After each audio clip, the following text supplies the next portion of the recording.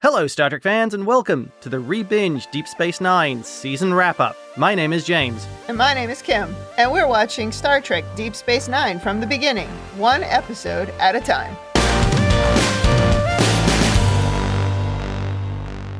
Welcome back to the podcast. This is the episode where we will review the best and the worst of Season 4. So you can find out who has the best haircut, who has the best costume, and why Kai Wynn is the greatest all-time guest star of all Star Trek shows ever. Yes, all the important things. Precisely. And it's pretty funny that Kai Wynn is going to win that award when she didn't appear in this season.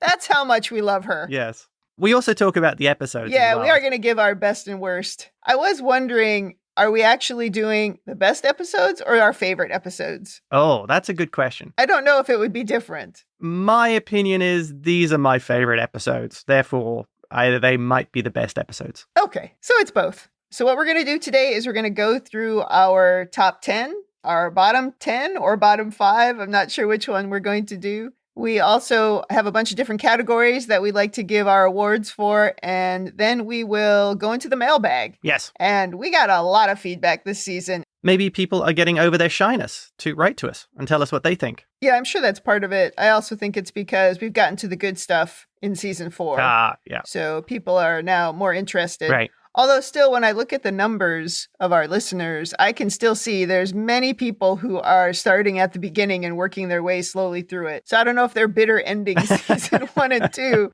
but we have a lot of listeners still coming from the beginning and trying to catch up with us. Coming through the pipeline. Right. And I respect the bitter enders being one. I have bitter ended some shows, but generally I don't like to bitter end stuff anymore. I will just turn it off and go, nah, I can't watch it anymore. There are a few shows that we don't manage to make it through. It's true. Okay, so should we get started? Do we start with the positives or do we start with the negatives? I say we start with the negatives because then we can end on a high. Okay.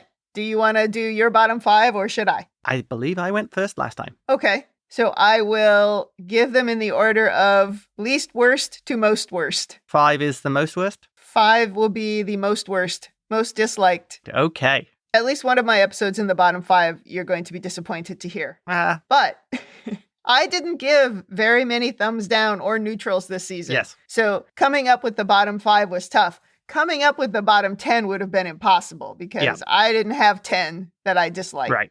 So here's my 5. Okay, so the first one is Return to Grace, which I gave a neutral to and you gave a thumbs up to. Yep. That was the one with Dukat and Kira on a mission. Which I kind of liked. Yes, you did. And you talked about how it's a real turning point and it's really setting something up for the future. And not knowing any of that, all I know is I don't like Dukat. He's so creepy and gross and he's awful to Kira. And it's hard to like him. It's just yuck. Understood. And my second one is the favorite episode of at least one of the people on Facebook and one of the other podcasters in the Talk Through Media Network, and that is the Bar Association. One of the only 3 episodes I gave a thumbs down to. Yeah.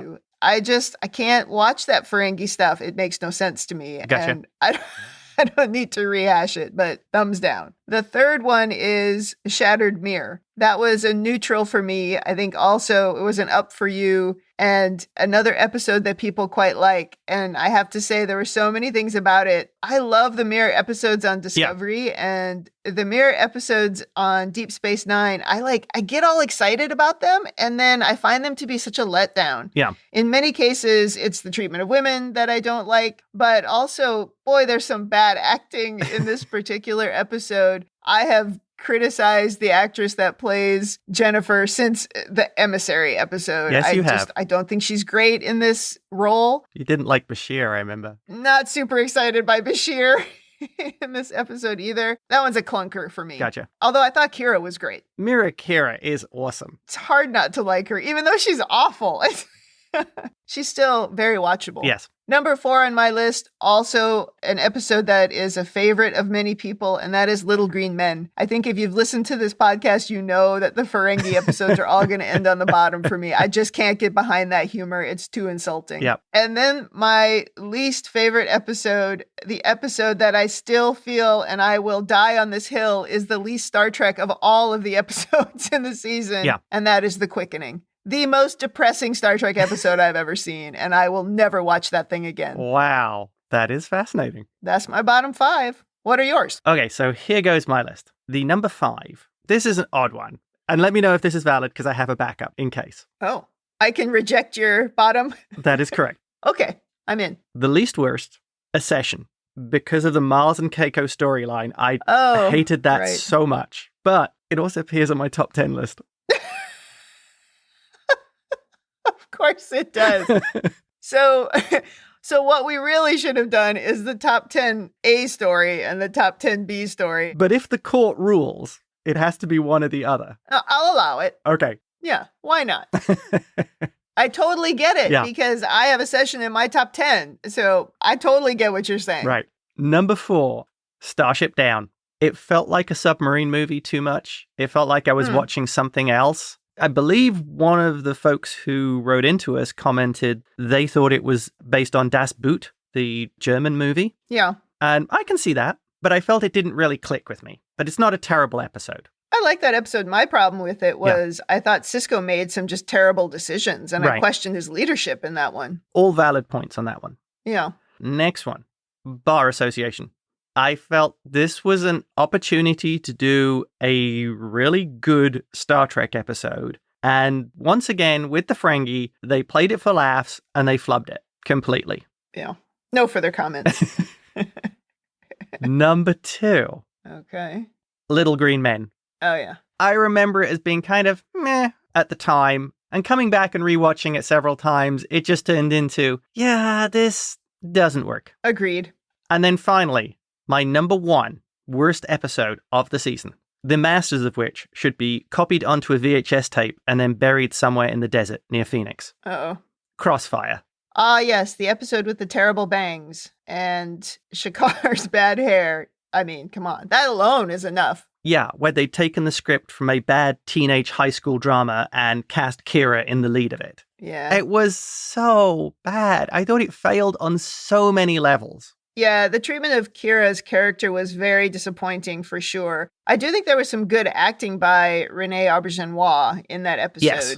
But there was definitely some stereotypical stuff that I know that you bristled against. Yep. Like when he was breaking things in his quarters, which seemed out of character. Yep. But there were so many things with Kira that was out of character. So yeah, I understand. There were a few little positives in there. Yep. Like the point where Quark came in and called Odo on his behavior. Yeah. He was the only one who could see that he was in love with Kira. To me, that was the first time where I kind of believed that friendship because Quark had never really had a friend before. It made sense to me in that moment. Yeah. But yeah, I agree. That one was a bust.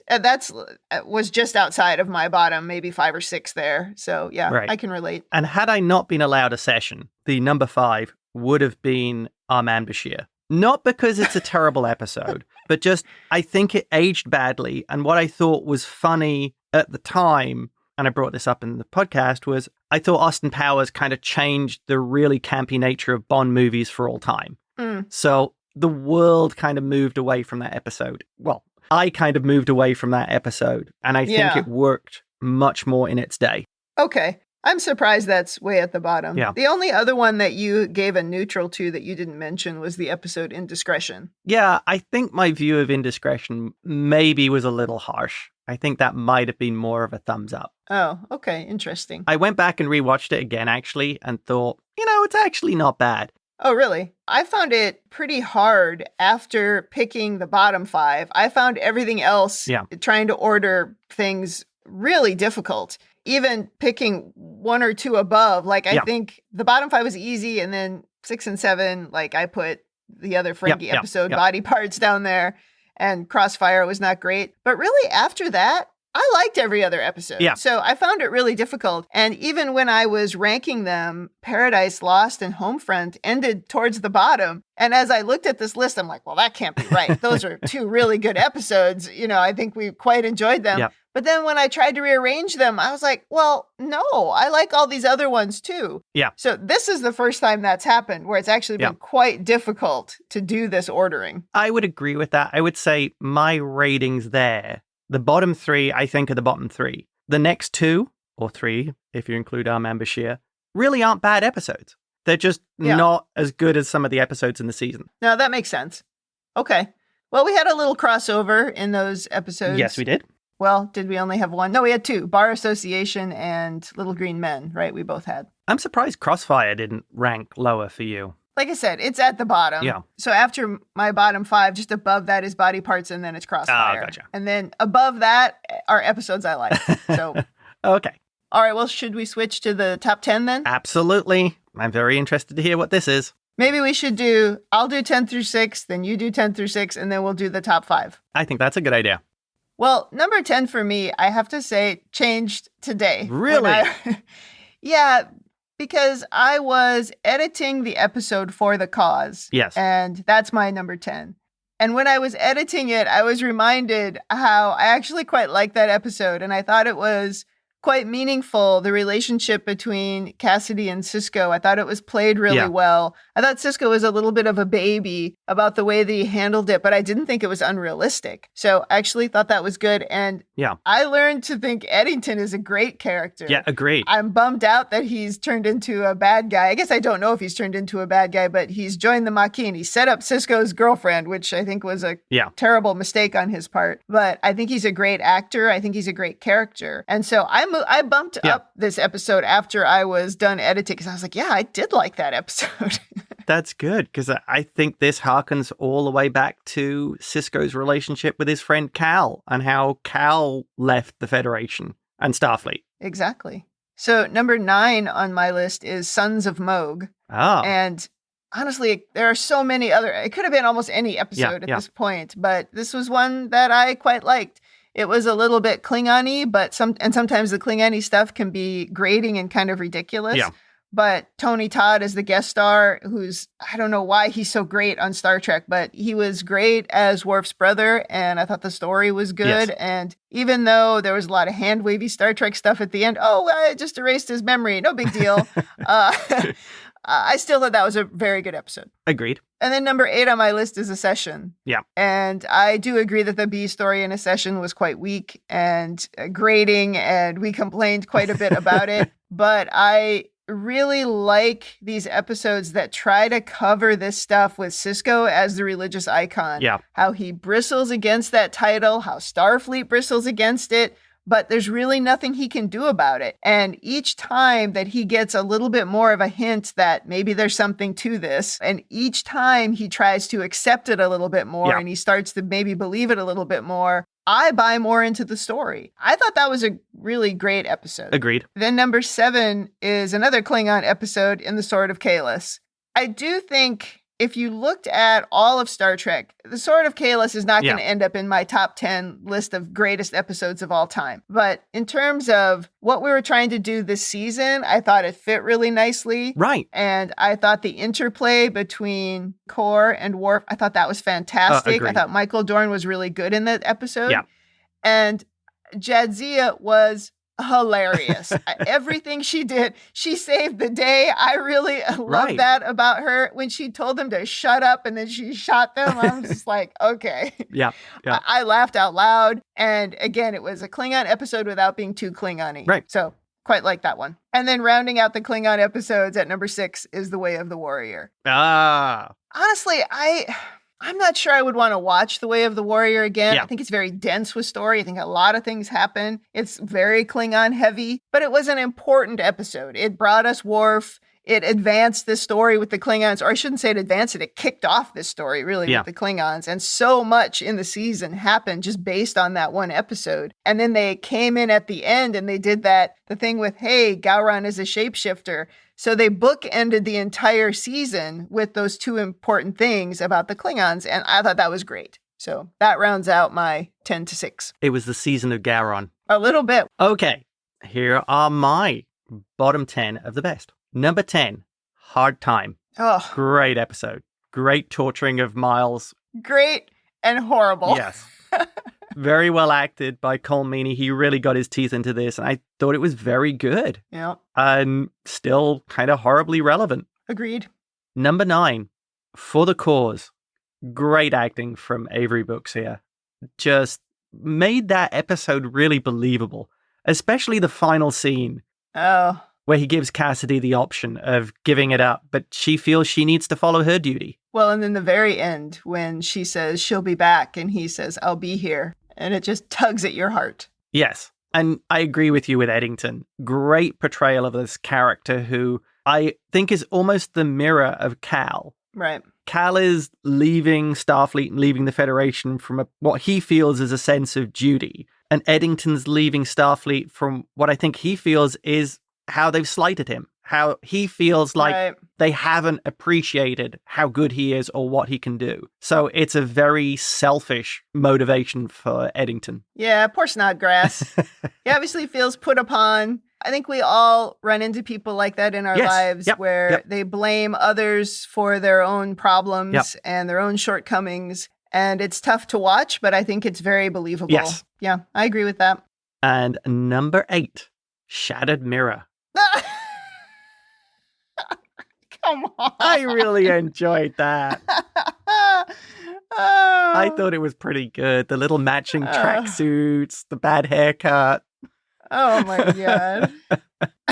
I honestly admit I enjoyed that one a lot because, like you said, Nana Visitor just nails the Intendant. And Worf as well, as this full-blooded Klingon who's grown up in the Klingon way. Yeah. I think it also showed some of the issues with the Alliance of how they're incompetent at the end of the day. There's that scene where Kira is talking to her guard and the guard says, "You killed my wife." And she says, "Oh, I was wondering if you were married." Yeah. Oh, man. I mean, she is terrible and wonderful at the same time. She's terrible and wonderful at the same time. Totally agree. I mean, I'll allow it. You like what you like. Thank you. Number 7. Yep. A Session. The A story on A Session I absolutely loved. And it was another episode that really gave Avery the chance to shine. Yeah. He manages to portray, in the beginning, someone who's really kind of resistant to this. He doesn't want to admit it. He doesn't want to believe it.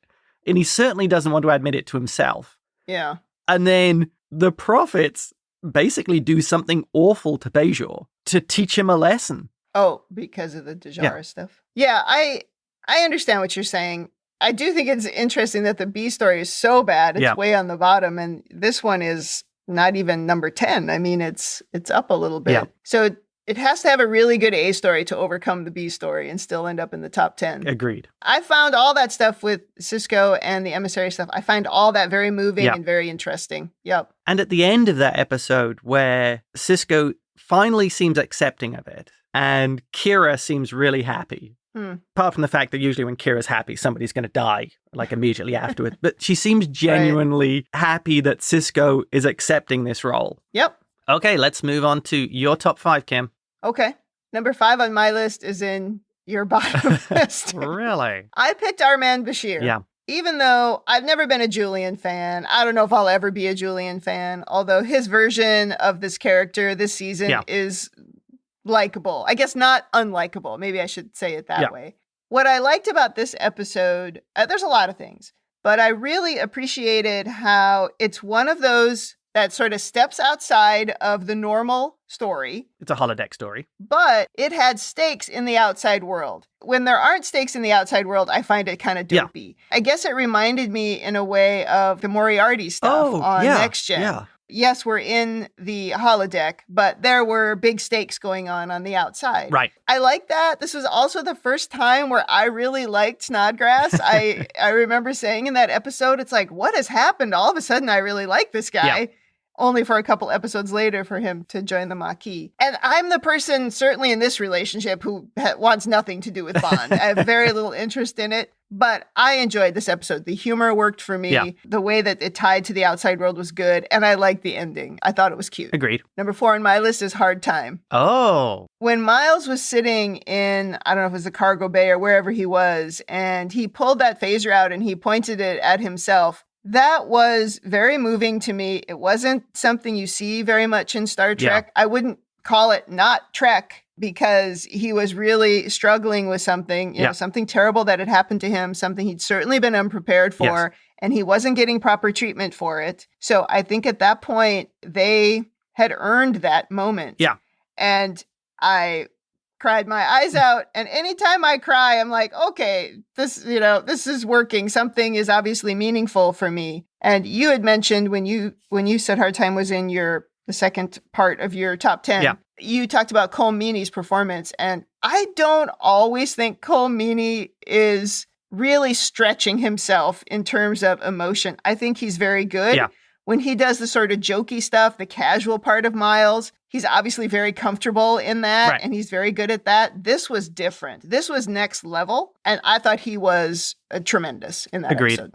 Number 3 is Broken Link. So that is the last episode of the season. Yep. It's not a very complicated episode. Not a lot happens. I don't think there was a silly B plot. If there was, I have completely forgotten it. There was not. But there are just a couple of scenes that are so good. The scene where the changeling woman is talking to Garrick, where she said, Yep. they're dead. You're dead. Cardassia is dead. She was scary. She delivered that just in such a great way. I was very impressed. And at the very end, the pain that Odo was feeling as they took away the only part of his life where he got joy, you could just see that on his face. So I think the acting from him again was really very good. Agreed. And I also thought this was a very important thing that happened in this story, right? So many things. Odo is human all of a sudden. This is huge as we get to the end of season 4. And then the other thing with Gowron being a shapeshifter, or I don't know, I still think it's a trick, but those were big things. You'll have to see how that resolves. I will. I haven't even gone on to season 5 yet. Yep. And we were delayed in recording this, so it's really bugging me that I haven't been able to move to the next season. But I didn't want to watch the next season before we had this conversation. And the funny thing here is I struggled a bit where we were just talking about the A story and the B story. I kind of wanted to put the Muse here. Yeah. The Muse is not in my top 10, but I kind of wanted to put it here because of the speech that Odo makes in that episode where he talks about what Lwaxana brought to his life. I found that so moving and delivered so well that I kept sort of playing around with my ratings going, man, that speech was so great. But at the same time, I don't know that I want to put the B story with the space vampire rubbing Jake's essence all over herself. I don't know that I wanted any part of that in my top 10, but I was tempted, I will say. Okay, number 2 for me is Rejoined. Again, I found that episode to be quite moving. I don't always find it moving when Dax has her, oh my gosh, I'm in love moments. But this particular episode worked for me, and I thought it was saying a lot of things in a very Trek way, where it doesn't say it in the way that's going on in society, but it says it in the Trek way that, hey, we see this thing. And I just thought it was a great episode. It had great performances, and it also had great costumes and hair. So A+. Hard to disagree with that. And then my number 1, I'm sure you can guess, my number 1 episode is The Visitor. And I have to say, I wasn't sure I wanted to make it The Visitor. Really? Yeah. I don't know. Sometimes I feel like, do I contradict myself in 1,000 ways? And maybe I will in this way. There was so much about it that wasn't the crew. So much about it was Tony Todd. So a different actor playing Jake in the future. There wasn't a lot of Jake as we knew him, but it was a different person that they brought in. So would my favorite Star Trek The Next Generation episode be mostly an actor that is not from the crew? No. So I did kind of debate it. Really? Interesting. But it has all the tendrils to the characters. There were a couple of moments in that episode that, I mean, we talked about, I don't know, I think I cried 27 times. But there were just a couple of moments where I found it just tremendously moving.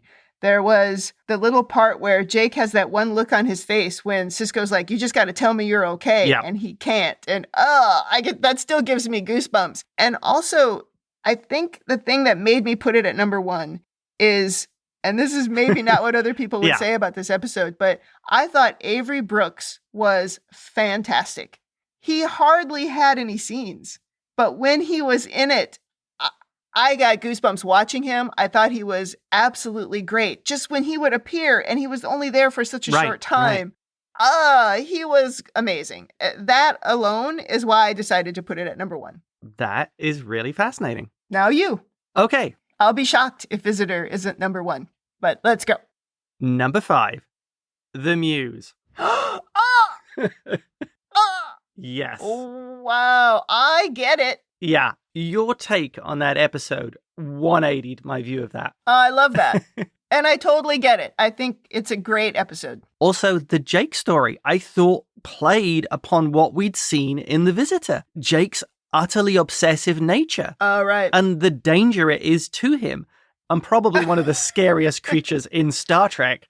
Yeah. Sucking the life force out of him. And then rubbing it all over herself. Just great. No, I get it. I easily could have put any number of these 15 episodes in the top 5. Yeah, it's almost impossible. Yes. I'm just picking the ones that personally I really enjoyed. Yeah. All of these episodes are very Totally good. get it.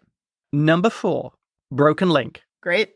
I think you said everything about Broken Link. Just really solid episode. Yep. Number 3, and one of my personal favorites, I think, of all Klingon episodes, Sword of Kahless. It is a great episode. And I think also, really importantly, it shows the collision between old Klingon values, Worf as the progressive Klingon values, and the utterly ruthless House of Duras with no honor and no scruples. Right. I thought in a great piece of storytelling, they leave it open to, is that sword doing something to the Klingons? Does it affect them? Jadzia's the only one not affected by it. Is it a physical thing, or is it just they get caught up in the glory of the Klingon Empire? Yeah. Great storytelling, in my opinion. Great acting by everyone involved. Yep. Okay. Number 2. Yep. This one might shock you. Oh. The Quickening. No, come on. God, I hate that episode. I love that episode. So depressing. You see Julian taken down a peg and realizing that he is merely a mortal. And I think, again, the thing about that episode is I was so horrified by the behavior of the changelings, the founders, of what they could do. Oh, yeah. And how they would justify it. They were just defending themselves. It's like, no, you're not. You are a conquering, aggressive race. Genocide is not defending yourself. Precisely. And that's why that is up there. It's a great, emotionally impacting episode for me. And this isn't just, oh, we're going to kill off that entire race. This is, we're going to make them suffer for generations. Yeah. So you can know about I hate it. Those founders. They're nasty. Yeah, well, they're terrible. Okay, and number 1, well, what else is it going to be? Oh, wait, let me guess. Body parts? Oh, there you go, yeah. The Visitor. Tony Todd just nails it. I personally feel the story leaves it open so that maybe it's the prophets telling Sisko something about his son. Yeah, that's a very interesting take on it that I wouldn't have come up with on my own. So yeah, I appreciated your view of that. It just beautifully acted, perfectly done. Absolutely. And I think it really helped that Jake and Sisko, through the previous seasons, really had cemented that bond between the two of them. So it felt believable. Yes, you are very right about that. We really felt it because of that bond. Yep. Exactly. So that's the great thing about doing an episode like that after you've been able to build up the characters. And you have great actors. Yeah, it is. The young Jake, the old Jake, and Sisko. All of them just nail that. Oh, how much crying can anyone take? Yes. Awesome. Well, we had the same number 1. Not the same number 25. Yes, different views of the episodes. But gosh, I really mean that those ones in the middle, they also could have been in the top. I could have easily put the Muse in the top. I could have easily put To the Death or Rules of Engagement. Yeah. I mean, those are all really good episodes. So, agreed. It's been a great season. It's been a very solid season. All those people who told me that season 4 is where it got good, I hear you, okay? I see you, and I agree. Yeah, and even in Body Parts, we actually saw Miles and Keiko actually being quite well written for a change, and actually being a couple who communicated. Yeah. Okay, well, let's run through some of our other categories then, since we've done the hard part. Now let's talk about guest stars. Oh, okay. And there's no Louise Fletcher, although I just want to give her the award, but she wasn't in this season. Why not? She better be coming back. If she'd been in a session, that would probably have been the number 1. Oh, she should have been in a session. That was maybe the one complaint about that episode, about the A story, is that it needed Kai Wynn. They mentioned her, but she wasn't there. Oh, her and a Corum would have hit off like a house on fire. Yeah. Well, in terms of guest star performances, the ones that I marked, and there's a long list of guest stars, as there always are in these seasons, I just randomly marked the ones that I thought were the best, and I marked Tony Todd in both of the episodes that he was in Sons of Moog and The Visitor. I also marked J.G. Hertzler, who's Martok, in The Way of the Warrior. I thought he was really good. Oh. I liked him. Yeah, he and Gowron, Robert O'Reilly, totally get being a Klingon. Oh, completely agree.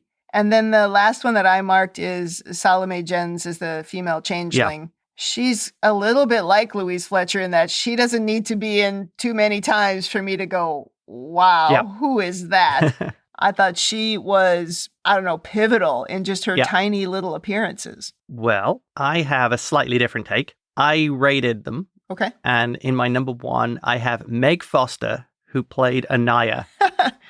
The creepy space vampire. Yeah, just because she was good. Just gave this, every time I saw her, it was like, run away. She is just slightly off. Was good. Wonderfully great performance. And number two, and really, they're pretty much tied. Tony Todd. Fantastic performance in The Visitor. And then Sons of Moog. Come on. Yeah. Just great. Okay. Awesome. Then Gowron. I know Martok's great, but I just love... I could have picked either one.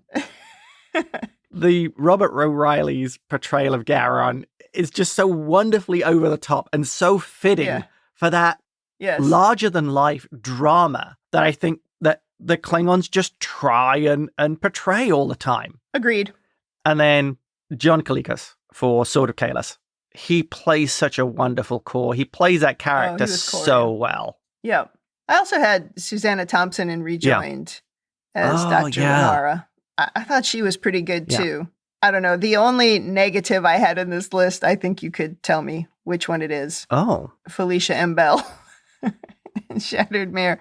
I'm so sorry, Felicia M. Bell, if you listen to this podcast. Honestly, I feel bad. This just wasn't your show. I also have a special mention for Brock Peters. In Homefront and Paradise Lost. Yeah, he was very good. So was Richard Libertini in A Session. I mean, seriously, we could read through the list, but... Yeah, nobody did it bad. Again, good guest stars. Ron Canada in Rules of Engagement was very good. But no, I think we covered the best performances by guest stars. Absolutely. Okay, let's move on to best plot line. What would you say is the best plot line of season 4? The Quickening. The Quickening. I know it surprised you. That's my episode of this season. It doesn't surprise me. I just don't agree with it. And it's going to come up as we go along here, but I don't agree. I put Broken Link, I thought was the best plot line because it tied so many things together. And we've been talking for so long since the end of last season. We've been talking about the no changeling harms another changeling and Odo's going to have to stand for his crime or whatever. Yeah. I thought that was the best story. Yeah. And I think in there, they probably inserted no true changeling hurts another changeling. So then they can define the definition of true changeling and then emotionally abuse them or hurt them or do anything, really. Well, and they gave him that disease, which was going to kill him. Oh, but we don't harm any other changelings. Not a true changeling. See, it works perfectly. Hypocrites. Completely. How about worst plotline? Crossfire. It's just Shakar's hair, isn't it? It's the bangs. It just brought it down. I wrote in my notes, it says everything Ferengi, maybe Bar Association, but it could have been any of them. Could have been Little Green Men. I don't know. Actually, that's not true. I think the plot of Little Green Men was good. What I didn't like was the sexist humor in it, or dishumor. What's the opposite of humor? Anti-humor. Yeah, that's what I put. All right, let's go on to the most Star Trek. So what was the most Star Trek thing to have happened in season 4? I think it's Rejoined. Oh, agreed. And my justification for that, it's the classic Star Trek thing of, we can't show this on network television, but we're going to show it on network television and change it to something else. Yeah. This is not a same-sex episode. This is about aliens who have memories of past lives and things. Yeah. When anybody with a clue is going, yeah, we're talking about same-sex relationships. We're talking about transgendered people. Yep. We're talking about things that would have freaked out network execs. And probably still did. We can't show that on television. And they're doing it in a very direct but indirect way. I totally agree.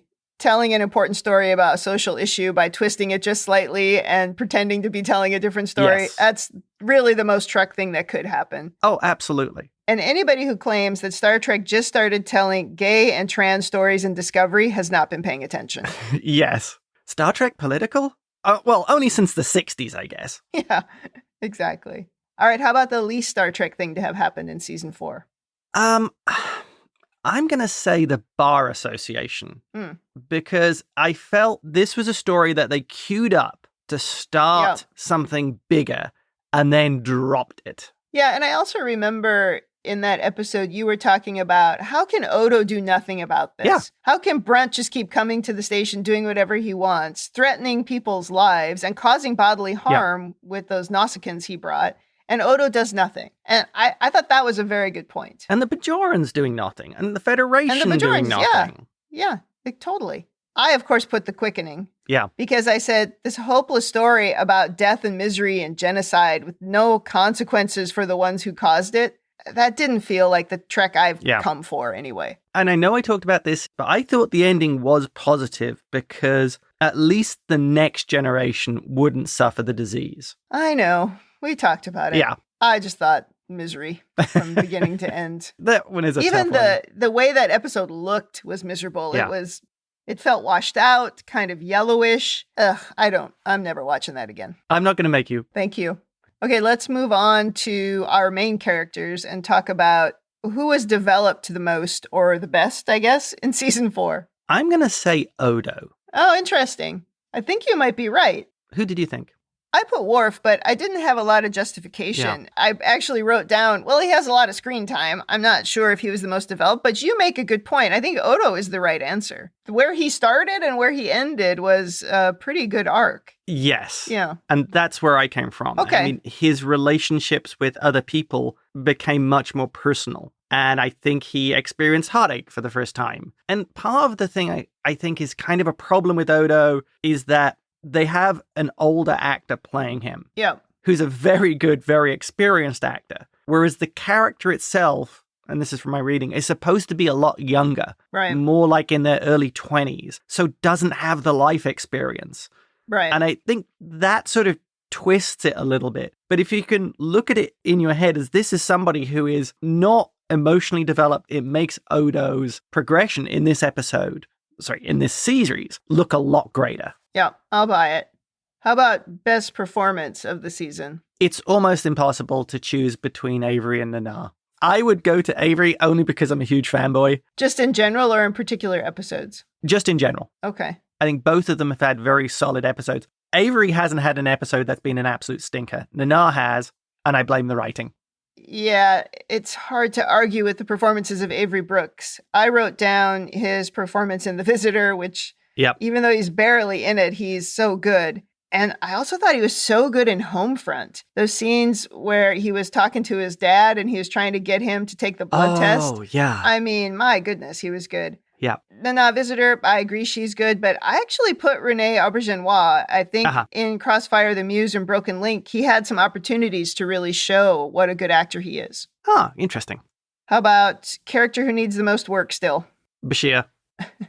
Bashir was certainly my answer in season 1, and I know Quark was my answer in season 2. I actually put Miles. I said, I feel like we used him a lot, but I'm not sure that we're developing him. Based on what happened to him in Hard Time, I didn't even see him evolve or change. A couple episodes later, he's just joking around on the bridge. So maybe there's some development there we could do. This is kind of my complaint about Miles. They've written a lot of Miles as just kind of the working class lunk. Right, yeah. And they're sticking him in that mold and leaving him. Too easy, yeah. Even though he has some great episodes. I totally agree. How about most improved? Bashir. I put Odo. Really? I said the way he's developed it's almost astonishing to me. Yeah. I wasn't an Odo fan until we got to season 4. I put Bashir because I never thought he had a really good opportunity to expand that character. And I think twice this season we've seen Hippocratic Oath and in The Quickening, Bashir, if you like, kind of being brought down to earth. Yeah. Okay. I'll allow it.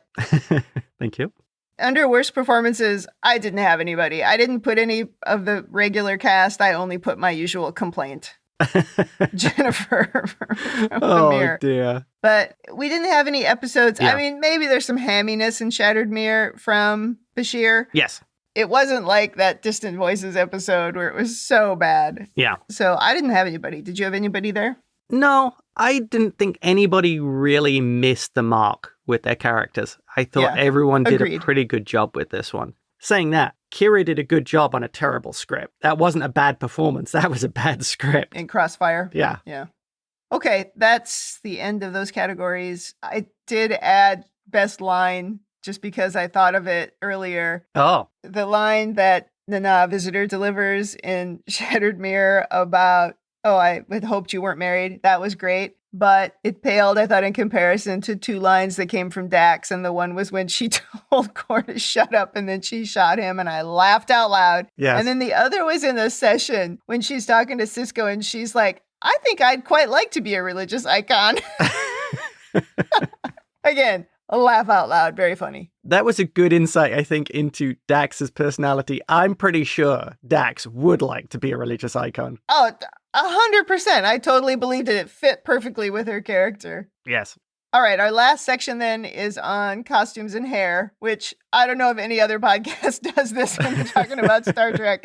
And it all started because of that episode in season 1 with that guy with the terrible wig. I mean, that just like set the stage for every season. That was so fantastic. All right. Well, what do you have for hair and costumes? I have Shakar and Crossfire. Yeah. What happened to his lustrous super hair? Oh my gosh. Yeah. What a disappointment. Exactly. And then secondly, Miles for the mini mullet in body parts. He does have a mullet in body parts. Why? Oh, you can't unsee it. I went back and watched that, and indeed, there is like a little mini mullet going on there. Yeah.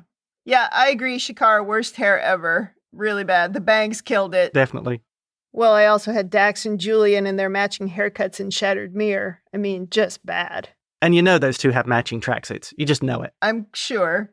And then in the positives, in For the Cause, Cassidy had amazing hair. Loved that. And then there were costumes in Rejoined that I quite loved. Oh, Kira wearing her purple dress uniform. That just floored me. I'm like, she should wear that all the time. That's amazing. There was a lot of elegance in Rejoined because of that formal party. Right. But even every outfit that Dr. Lenara wore, I thought was really good. And of course, especially the purple outfits. But still, I thought the costumes in that episode were really good. I would say for the costumes or makeup, I'm going to go with Broken Link because I thought what they did with Odo was very good. Yeah. No, I get that. And the amount of effort it would have taken to both make that look good and for the actor to actually have to go through that. Yeah, totally. We should give like a Doug Jones award. Oh. I mean, it would probably go to Odo every season at this point. Yes. All right, before we move on to our feedback, I do want to talk a little bit about our statistics and our up and down ratings. So for the first time, we have the exact same percentage of upvotes in the season, in that we both have 80% thumbs up on the episodes in season 4. Wow. We have reached unity. Yeah, we have. That's pretty interesting. I had more thumbs down. You tend to give a neutral instead of a thumbs down. You did give 1 thumbs down. But yeah, I just thought that was cool. And look, where we've come from, I started at 58% positive, 73 was going up, and then slipped back to 69, and then jumped to 80. So I think we're on a really good trajectory. So I'm really happy to be enjoying the show. Excellent. Although you went backwards. You had 85% thumbs up in season 3 and then 80 in this season. I have become much more discerning. But also, I would say maybe the highs are higher. Oh, absolutely. Okay, so that closes all of our categories. So now let's go to feedback. In past season wrap-up episodes, we've been able to read pretty much all of the messages that we received. But this season, we got so many, and some of them really in-depth, that we've had to summarize quite a bit. So apologies in advance for not reading everything word for word. Some of this feedback goes back to last August and predates our airing of the season 3 wrap-up because we're recording about a month in advance, so sometimes that happens. So it might be a little confusing, but that's why some of the feedback is from last season. Well, I will start with Michael N. Mike emailed us a few times and sent us a very in-depth explanation of exactly how the officer and enlisted rankings work. Thank you for taking the time to send us that, Mike. Yeah. Mike also writes, as for Curzon's portrayal, I think the writers focus on Curzon's more unethical behavior because it creates a more interesting story than his professional success. As Isaac Asimov once wrote, it follows that utopian stories are, by their very nature, dreadfully dull. Which would probably be true, I think. And he sent us this after our discussion that we were having in Facets about what is the deal with Curzon. And there hasn't been as much Curzon in this season, which I think is good. But no, he makes a good point. And yeah, utopian stories are boring. And I think that was one of the challenges that Star Trek writers were having in trying to keep everything in that utopian world. It's definitely a challenge. So all good points. Now we move on to Anne Louise, who wrote to us after the Family Business mini episode was released last season. And she said, "Hey, you both. I am a longtime listener of your podcast, and I enjoy it so much. I especially appreciate the Women in the Future section and all of your views on the ups and downs of DS9. It's fast become one of my favorite shows. However, I initially didn't listen to your 9-minute talk of that episode that shall not be named, because when I first watched DS9, I pretty quickly just fast-forwarded through the awfulness after having watched something like 10 minutes. Today, I did listen to your views on it, though, and I fully agree. I really like hearing your thoughts on all of the episodes. Anne." Thank you, Anne. Yeah. Now we have John G. from Saltaire, Yorkshire, who writes, I have watched DS9 multiple times. It's kind of my comfort show. I'm rewatching it now in the late-stage pandemic act of desperation. But this time is the best because I'm watching it with you guys. Aw. And about Women in the Future, John writes, I don't think when I first watched DS9, I noticed most of the stuff you're reacting to. But this is my first rewatch in years, and I can tell you that I am seeing it all now, almost always before you pointed it out. So the world has changed, and it's changed for me, and hopefully that is a note of optimism. Thank you, John. I think the optimism is one of the most intrinsic parts of Star Trek. Yeah, I agree with that. And I'm also glad that you're seeing it in a different way. It's not like I'm trying to ruin it for anyone, but it does definitely make some of that, I don't know, a little bit more visible once you start talking about it and pointing it out. Yeah. And when people who've never seen it before start to see it, it's like, okay, we're having an impact, which is great. Next, we have Sherry, who says, The Way of the Warrior Parts 1 and 2, love these episodes, and the reason can be summed up in one word, Worf. Just love that character. Pretty much impossible to disagree with that. Yeah. Next, we heard from Rain, who sent us a very long email about the episode Rejoined. And Rain wrote, Hello, Kim and James. I wanted to write with some thoughts on Jadzia specifically, and how she's my favorite character, since I just saw Rejoined, and I have a lot of feelings about it. Many people have pointed out the obvious parallels between Dax and the trans experience, and I think that plays a big role in why I love her so much. I'm non-binary, and seeing a character that moves between and defies gender presentation be so awesome on screen just fills me with delight. It's hard when the only people who are like you in shows are the robots and gender-bending aliens. Still, Jadzia is an amazing character, and her intelligence, bravery, and pride in herself and her gender make me grin every time she's on screen. I think that's why my feelings about Rejoined are so complicated. On one hand, the positive power of the queer rep in this episode cannot be denied. It will always have a special place in my heart for being as out and explicit as it was. And that kiss, you can't say it's not a piece of television history. On another note, I'm under no illusion about the realities of television programming in the 90s. I understand why Dax couldn't have had a queer pairing for the rest of the show. Rain. Thank you for that, Rain. Really appreciate your perspective. Apologies for cutting down so much on your email, but like I said, we had to do it for everybody. Well, it's always interesting to get somebody's personal perspective when it means something to them personally. Yeah, absolutely. Because those are the ones that we like the most and pay the most attention to, is when we find personal meaning in them. Right. Next up, we have Mikey, who says, I just finished season 1 of your DS9 podcast, and I wanted to say thank you. I will continue to listen as it has wonderful insights into a great Trek show. Thank you, Mike. Oh, he's back in season 1. Yeah. That's great. Keep going, Mike. Don't give up. Next is Rick. Just wanted to point out one thing you missed in this episode of DS9. That when the Defiant beamed over Gul Dukat and the Cardassian Council, Gul Dukat was the first to beam over. I thought a captain is the last to go down with the ship.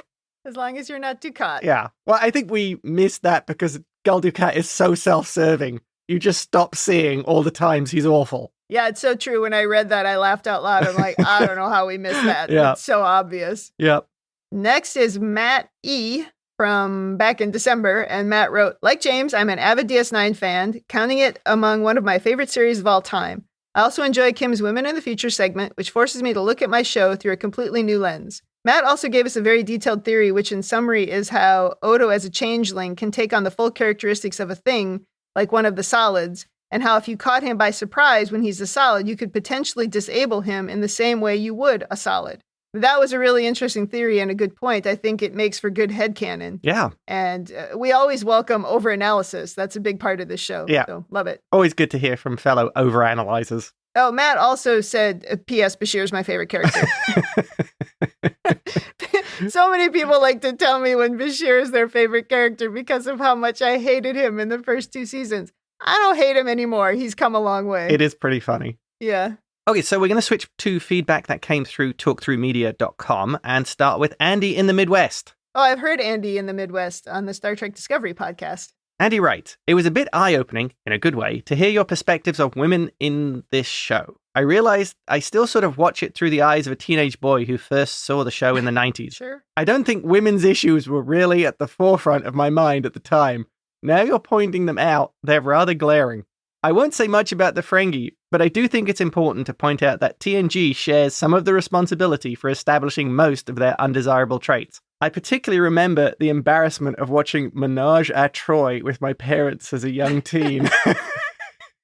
I don't deny Nice. the Ferengi came from TNG. Yeah. Absolutely. But I will say that they didn't spend a lot of time on TNG. They were dropped pretty quickly. Yeah. But we're spending a lot of time here now trying to explain the mistakes of their creation. Yeah. And maybe we should have just dropped them and created something different. Well, on to another Mark with a different email address. So I'm going to assume it's not the same Mark as earlier, but Mark wrote as a comment on the episode's session, I love this podcast. Times have been tough for me over the pandemic, and this podcast really has been one of my weekly highlights. Keep it up. P.S. I hope you will do Voyager or TNG afterwards. We got a few votes, actually. I don't know, maybe 5 or 6 people saying, oh, please go on to Voyager. We also got a vote for Enterprise, but I have a feeling Voyager is going to win in the end. Because I so love Voyager. You know, we also had a couple of people make a comment on talkthroughmedia.com about my obsession with Kira's purple dress uniform. But I mean, come on. She looked great in that uniform. You really should consider cosplaying in that uniform, Kim. I wonder if anybody would recognize it. I would certainly recognize it immediately, but I'm also watching the show for the first time as if it's a new show. But it's still fun doing it. Yeah. We're going to move over to a few messages that came in from Twitter. The first is from Gravitational Eddie. That's a good name. Love it. Eddie writes, about a session, a really important episode for the series and a good one. Kira as an artist was hilarious. She's such a great character. I couldn't agree more about Kira and Nana. I totally forgot the Miles and Keiko nonsense. That relationship has always been written badly from the start.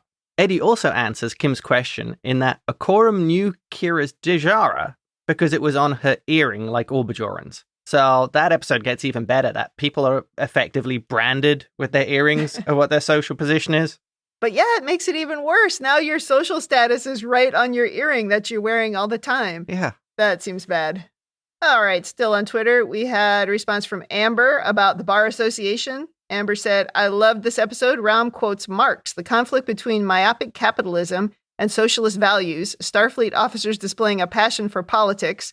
I think it's great and shows what the future of the Ferengi should be. Yeah. Okay, now we're going to move on to feedback that we got on the Facebook group. So Sherry commented on Homefront and Paradise Lost, and she said, great 2-part episode, although I agree with you guys that the first part was better than the second. There were lots of parallels that could be drawn between society in this episode and society today. Wow. I'm also an Expanse watcher and could not help but wonder during the battles between the Defiant and the Lakota just how far from Earth the ships were and why there was no transmission delay. I can tell you why, because they couldn't have a delay in the story. That's exactly. Wave hand, wave hand. It was disturbing how much that episode seemed relevant today. Yeah. And finally, Michael C. gave us a series of quickfire comments. Another mic. What's with the mics? I feel like our podcast must be posted on some Facebook group about mics. So Mike writes about the Muse. I guess I'm going to follow James's lead on this episode and admit Kim's takes have changed my rating from a neutral to a thumbs up. Aha!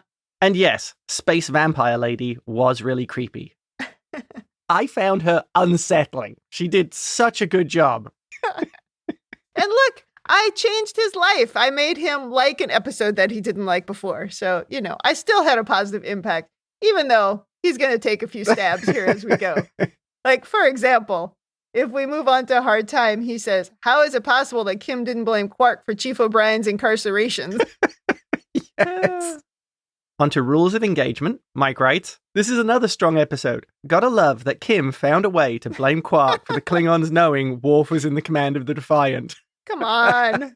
You know that was Quark. Yeah.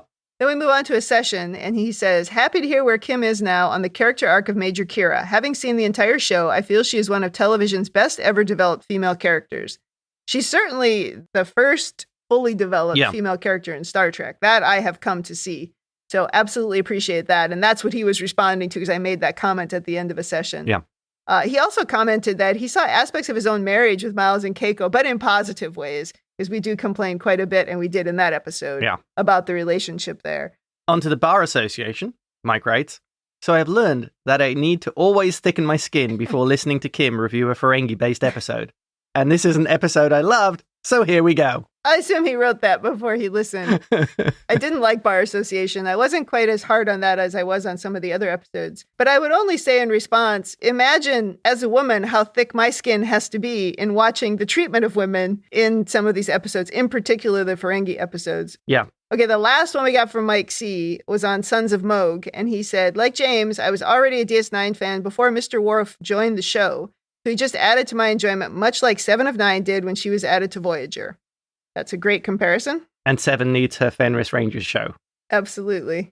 Okay, that's it for the written feedback. We did get one piece of audio feedback from Jeff X-Force11, and I'm going to play that because Jeff is a loyal listener. I interact with him quite a bit on Twitter. So let me just play what Jeff sent. Well, hello, Star Trek fans. This is Jeff X-Force11 leaving my feedback about Deep Space Nine Season 4. Overall, I thought Season 4 was much more put together. I love the storylines that we're getting with having Worf as a part of the group, with the Dominion, with the Klingon against the Cardassians, and everything else that's going on. I feel like this was a major step up in so many ways. And I am very interested to see what they do in Season 5. I won't say that this is my favorite Star Trek series, but is quickly becoming one of the top ones for me because I love the opportunities that the station gives as opposed to being on a ship. It's just different. And I appreciate that. And I want to thank you two for covering this series and just how well you break things down and give insight to it. This is my first time watching, and I really feel like Kim in a lot of ways, but I can see where James brings up some good points too. But I am enjoying this series and so thankful for you two doing the podcast. All right, those are my thoughts. X-Force is out. Okay, thank you, Jeff. Really appreciate that feedback. All right, then I wanted to include one last piece of feedback from the website that we actually got on our other podcast, the Star Trek Prodigy or Rebinge podcast. This comes from Jack, and Jack wrote, Kim and James are awesome. I love them. Thank you for your hard work that you just doubled. Please keep it up. Maybe our best feedback ever. And we did double our work, so thank you very much for recognizing it. It's actually even worse because there's a time deadline on the Prodigy pod where this one we can record in advance, and when we need to take some time off, we just do. But Prodigy is a lot harder. Yes. But I had to include that. That's my favorite feedback we've received. Well, that's it. The mailbag is closed. If you'd like to send us your feedback, like most people, you can use rebingeit@gmail.com. We read every single message we get, and we respond to pretty much everything. We also receive feedback on talkthroughmedia.com/feedback. Otherwise, you can find individual episodes there and just make comments. We read all of that. And then, of course, we are on Twitter, Instagram, and YouTube at Rebingeit, so you can comment all over the place. We haven't had any Apple podcast reviews in a long time, or on Podchaser. And seeing as we don't beg for reviews and do the please like and subscribe in that desperate, needy way a lot of YouTubers seem to do. But if you have something nice to say, we do appreciate reviews as well. But we love all these thoughtful emails, and I love the people who mail in with their over-analysis or in-depth takes on Star Trek lore. Always appreciated. Absolutely. So that brings us to the end of the wrap-up episode. Thank you, everybody. We'll be back with the start of Season 5 in 2 weeks on April 17th. In the meantime, go back and listen to all the episodes you missed. Now there's 4 whole seasons. Yeah, I might go back and listen to some. Yeah. I've forgotten what we talked about. Well, thanks for joining us on the Rebinge Deep Space Nine Season 4 wrap-up. That's it for me. And that's it from me.